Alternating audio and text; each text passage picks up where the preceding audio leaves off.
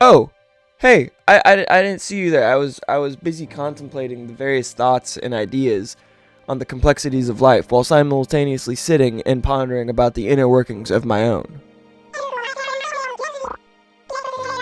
Oh, what exactly about?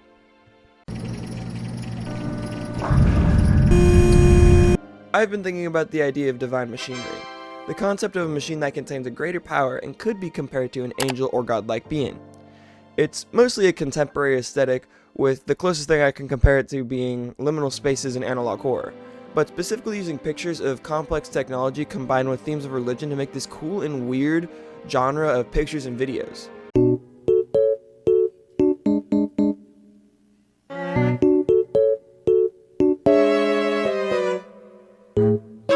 Which can either show a distaste towards these machines, seeing them as faulty gods, or the opposite, praising them to be the next coming of Christ. Now, some people take this super seriously. No matter what, you'll always find some weirdo or nut job believing in stuff like this. Me, I've always been super connected to the internet and all sorts of technology. Do I understand everything about it? No. But this concept is so interesting to me as it really pushes the boundaries of what we perceive as a human in terms of storytelling and philosophically. Most videos and pictures in this aesthetic talk about every machine being alive and that they are listening. Could it be schizo posting? Maybe. But the idea and concept of machines being alive is so interesting, especially with current events like AI being so expansive and seeming lifelike at times. Most people consider AI to be nothing more than a robot and fake. But what makes a human a human? Is it their body and brain, or more? Is it their feelings and complex ways they think? Do they have to be aware to be a human?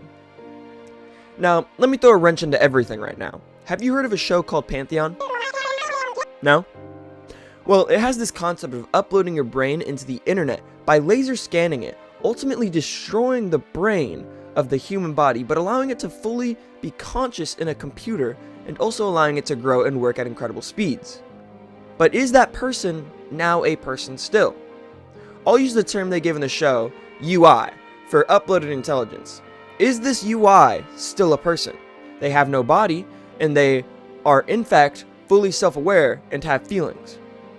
The show comes to the conclusion that yes, they are still a person, with some real-world drama and whatnot, but that's not what I'm trying to focus on. The main point is, what do you consider to be alive? Does it have to have a body or feelings, or is it something else for you to be like, yeah, this is alive? Does it need a pulse and to have walked the earth to be considered alive, or does it need to be aware and sentient?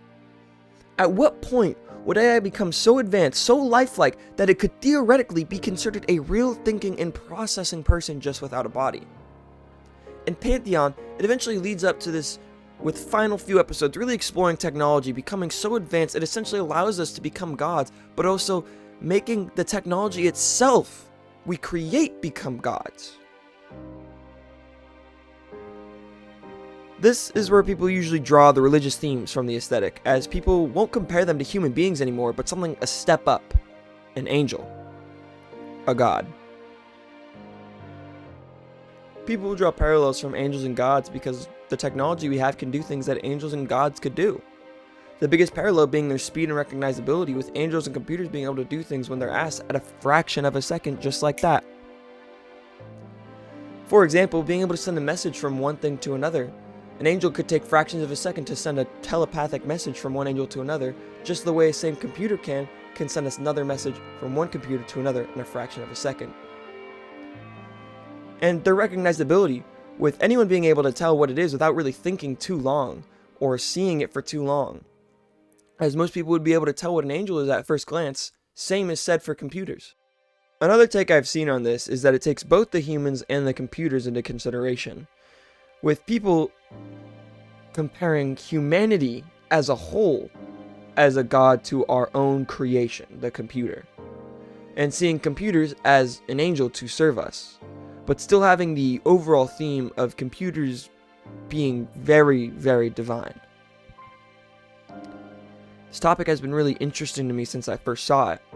I can't think of much media that accurately portrays this type of aesthetic outside of Pantheon and Serial Lane Experiments. Usually the only two I could find that really do a good job of portraying different sides of this aesthetic. But anyways, I'll let you be on your way, adventurer. If you ever wish to ponder with me again, I'll be here, waiting.